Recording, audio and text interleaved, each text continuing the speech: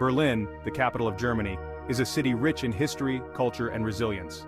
But for nearly 3 decades, it was divided by a structure that came to symbolize the broader conflict of the Cold War, the Berlin Wall. Today, we'll explore the rise and fall of the Berlin Wall, its impact on the people, and the legacy it left behind. To understand the Berlin Wall, we first need to delve into the post-World War II era. In 1945, after the defeat of Nazi Germany, the country was divided into 4 occupation zones, controlled by the Allies: the United States, the United Kingdom, France, and the Soviet Union. Berlin, the capital city located deep within the Soviet-controlled zone, was similarly divided. As the Cold War intensified, tensions between the Soviet Union and the Western Allies grew.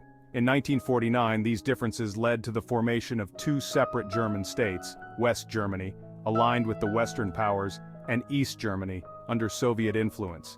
Berlin, however, remained a focal point of Cold War rivalry, with the city split between East and West.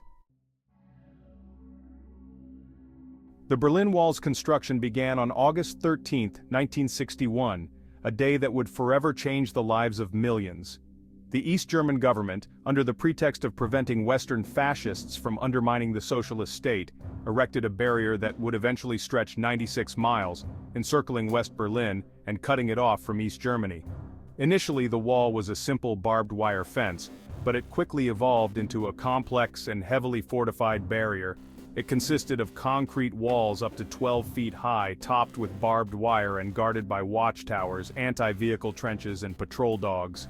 The area between the inner and outer wall, known as the Death Strip, was a no-man's land filled with traps and guarded by armed soldiers with orders to shoot anyone attempting to escape.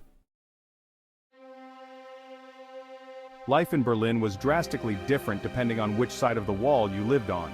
In the West, people enjoyed more freedom and prosperity, supported by the Marshall Plan and the economic boom of the 50s and 60s. East Berliners, however, lived under a repressive regime with limited freedoms and widespread surveillance by the Stasi, the East German secret police.